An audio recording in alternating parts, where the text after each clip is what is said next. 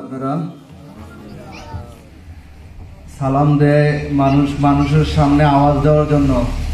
আপনাদের পাশে কবরস্থান আছে না, ওইখানে সালাম দিলেও তো আওয়াজ বেশি হবে আছে, বুঝুন নাই? আর কবরস্থান থেকে যদি কেউ সালামের উত্তর লয় তখন তো চিৎকার দিয়ে আপনি নিজে মরে যাবেন। আরে মানুষ শুধু যে বেহুশ মানিল না তারা। আল্লাহ আমার দয়ার মাওলা রে,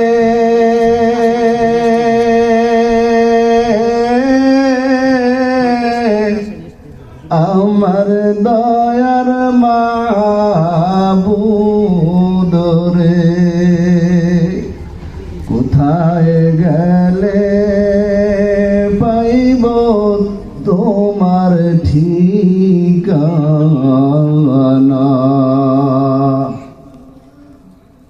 আল্লাহ পাক রব্বুল আলামিন ডাক দিয়া কয়, গোলাম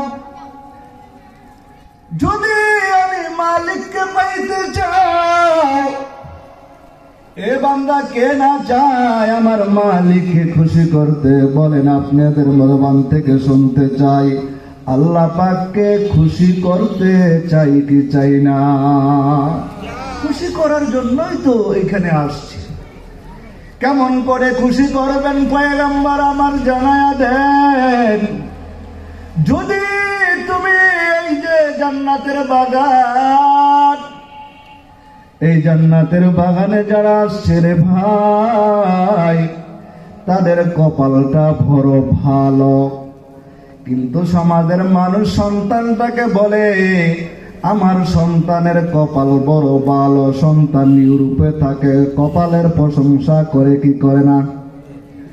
এ ভাই আমি বলবো ওই কপাল ভালো না, যেই কপালের মধ্যে সিন্ধু নাই, যেই কপালের মধ্যে আমার মালিকের সেজদা নাই, ওই কপাল ইউরোপ আমেরিকার কপালওয়ালার চেয়ে 1000 গুণে ভালো।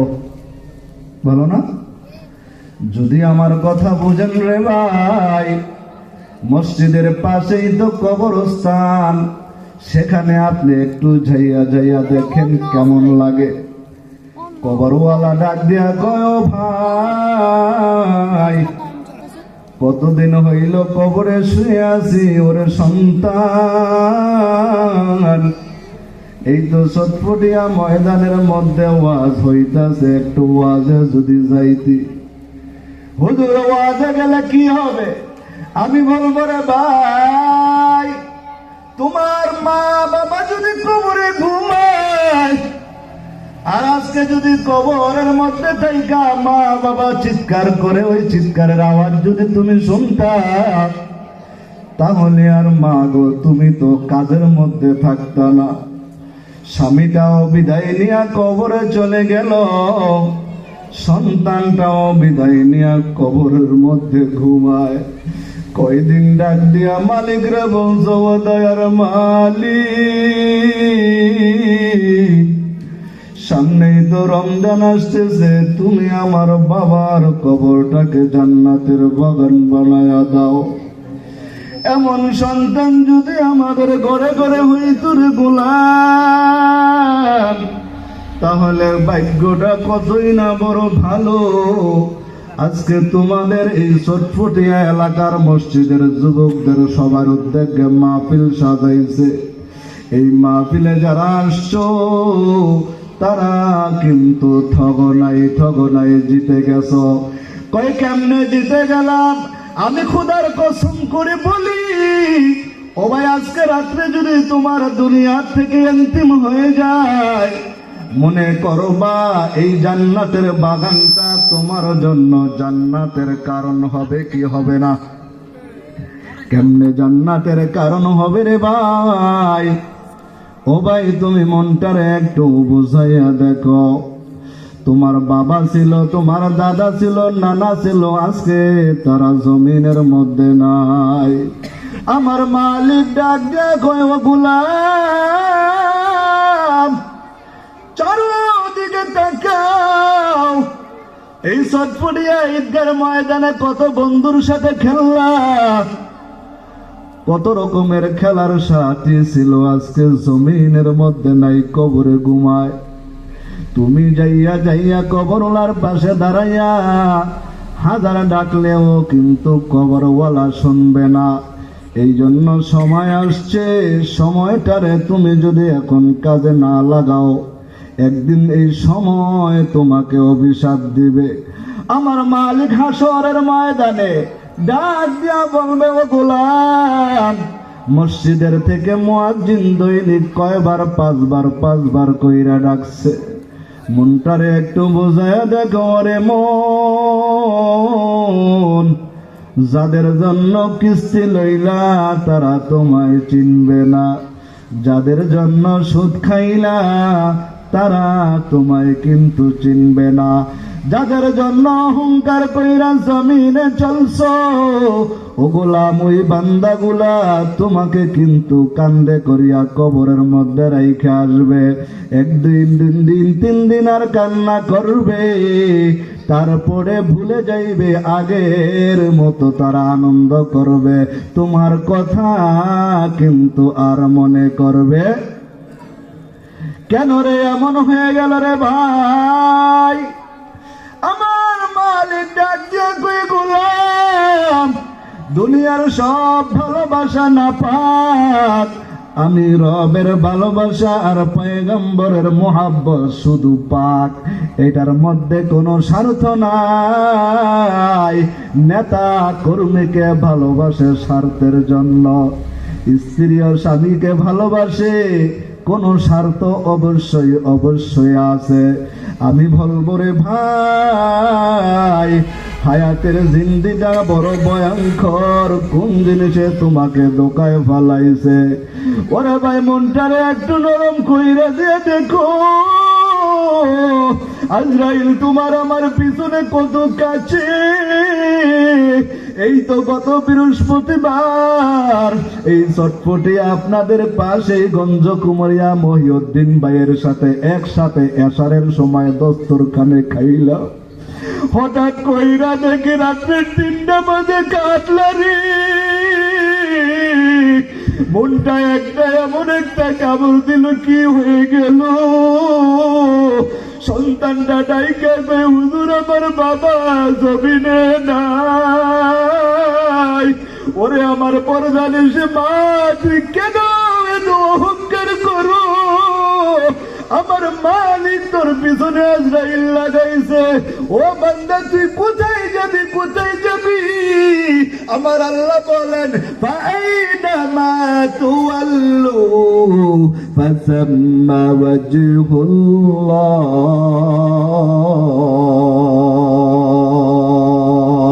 মালাকুল মউত তোমার সঙ্গে আছে, কোথায় পালাইবা?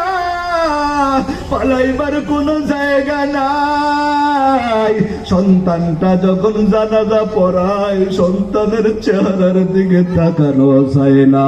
সন্তানটাকে হাফেজে কোরআন বানাইছে, জানাজা দেয়া নিজের বাবাকে দাফন করছে, কত ভাগ্য ভালো। কিন্তু এমন কত জানাজা পড়েছি রে ভাই, সমাজের মধ্যে বড় প্রতিনিধি, বড় অ্যাডভোকেট ছিল, ঢাকার মধ্যে একটা জানাজা পড়লাম, বাস্তব ঘটনা শোনায়, সন্তানটা বড় ইঞ্জিনিয়ার হইয়া বাবার কবরের সামনে দাঁড়ায়, কিন্তু কোনো জবাব নাই, দোয়াও করতে পারে না। ইমাম সাহেব জানাজা পড়ায়, সন্তান জানাজার মধ্যে দোয়াটাও পড়তে পারে না। ইমাম সাহেব যখন বাবার জানাজার মধ্যে আল্লাহু আকবার বলেছে, সন্তানটা পিছন থেকে হাউ মাউ করে কান্না করে। ইমাম সাহেব বুঝতেছে কি হয়ে গেল। জানাজার পরে সন্তানটাকে ডাক দে, ও ভাই, তুমি কেন এত বড় কান্না করতেছো? কি হয়ে গেল? কয়, হুজুর, আমার বাবা জীবনের সব মেহনত আমার পিছনে লাগাইছে, আমাকে বড় ডাক্তার আর ইঞ্জিনিয়ারও বানাইছে, কিন্তু বাবার জানাজা পড়লাম, দুরূদ শরীফও পড়তে পারি না, সানাও পড়তে পারলাম না। জানাজার মধ্যে একটা দোয়া আছে, জানাজার নামাজ না, জানাজা অর্থই তো দোয়া। কয়, আমার মতো পোড়া কপাল এই জমিনে আর কেউ নাই নাই, কেউ নাই। বাবায় টাকা কামাইয়া কামাইয়া ঢাকার শহরে গাড়ি চালায়, রিক্সা চালাইয়া চালাইয়া আমি গোলামকে কত বড় করলো, তারপরে বাবার কথা শুনলাম না, একদিনও বাবার কবরের মধ্যে যাইতে পারলাম না। আমার চেয়ে পুরা কপাল আর জমিনের মধ্যে কেউ নাই।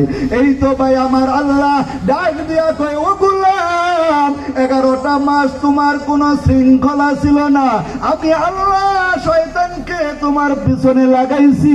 সন্তান তোমাকে, এ শয়তান তোমাকে সব সময় কুমন্ত্রণা দিয়েছে। আমার মালিক ডাক দিয়ে কয়, ইয়া আইয়ুহাল্লাযীনা আমানু কুতিবা আলাইকুমুস সিয়াম। এ গোলাম, আমি তোদের ওপারে রমজানের রোজাকে ফরজ করে দিয়েছি। কেন জানো? আমার মালিক সামনে বলে, লাআল্লাকুম তাত্তাকুন। আল্লাহু আকবার। আমার মালিক ডাক দিয়া কয়, ও বান্দা, রমজান মাস আইয়া গেছে, তোমার বড় সুযোগ আইছে অফার নেওয়ার জন্য। যারা 11 মাস ইবাদত করবে তাদের জন্য রমজান মাসে আল্লাহ স্পেশাল বোনাস দিবে। কয় রমজানের বাহিরে একটা ফরজ করলে তুমি একটা ফরজের সওয়াব পাইতা, একটা নফল করলে একটা নফলের সওয়াব পাইতা। পয়গম্বর আমার হাদিসের মধ্যে কয়, এই ব্যক্তিটা রমজানের মধ্যে একটা নফল ইবাদত করবে, আল্লাহ পাক একটা ফরজের সওয়াব দান করবে। সুবহানাল্লাহ। আর যেই ব্যক্তিটা রমজান মাসে একটা ফরজ ইবাদত করবে, আমার মালিক কয়, তোমাকে আমি 70টা ফরজের সওয়াব দিয়ে দেব। সুবহানাল্লাহ। আমার মালিক কেমন দয়ার মালিক! ওরে ভাই, ডাইকা দেখো, গভীর রাত্রে আইসা আমার মালিককে ডাক দাও, আল্লাহ আমার চেয়ে জমিনের কোন গুনাহগার আমার চেয়ে বড় গুনাহগার নাই, আমার চেয়ে পাপিষ্ঠের জমিনে কেউ নাই। মুসা পয়গম্বরের জমানার ঘটনা আপনাদেরকে বুঝাইবার জন্য বলি রে ভাই। মুসা পয়গম্বরের জমানার মধ্যে আল্লাহর এক বান্দা, জীবনে এমন কোন পাপ নাই তার জবান দেওয়া হয় নাই, তার হাতের দ্বারাও হয় নাই। সমাজের মানুষ তাকে বলতেছে, তার কারণে আমরা ভালো মতো সমাজে থাকতে পারি না। এমন লোক এখনো সমাজের মধ্যে আছে না নাই? প্রত্যেকটা মুহূর্তে সমাজের মধ্যে গঞ্জাম লাগায় আছে না নাই? এরে ভাই, তোর পায়ের উপর হাত রেখে বলে যাই, এই যে আল্লাহর বান্দার ঘটনা শোনো। আল্লাহ পাক বলেন, বান্দা তুই আমাকে একবার ডাকার মতো ডাক। আমি আল্লাহ বনি ইসরাইলের মুসা পয়গম্বরের একটা ঘটনা আল্লাহ পাক রব্বুল আলামিন উম্মতকে শিখানোর জন্য বলতেছি। ও উম্মত, নবীর আশিকের দল, মনটারে বুঝাইয়া দেখো, আমার আল্লাহ ইচ্ছা করলে মুহূর্তে মাফ করে দিতে। আমার আল্লাহ বলেন, আল্লাহু ইয়াগফিরু লিমান ইয়াশা।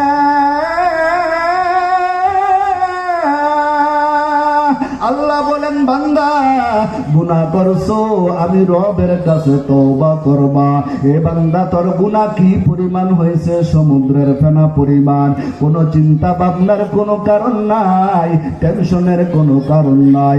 নিজের নফসটাকে একটু ছোট করিয়া আমি মালিকরে ডাক দাও, আল্লাহ আমার চেয়ে গুনাহগার আর জমিনে কেউ নাই, আমার চেয়ে অন্যায়কারী আর কেউ জমিনে নাই। মুসা পয়গম্বর আল্লাহ পাকের বান্দা, আল্লাহ পাক রব্বুল আলামিন মুসা পয়গম্বরকে ডাক দিয়া কয়, ও মুসা পয়গম্বর, এলাকার মানুষ এই মুসা পয়গম্বরের জমানার চমৎকার ঘটনা, আল্লাহ পাক যদি কাউকে মহব্বত করে, আল্লাহ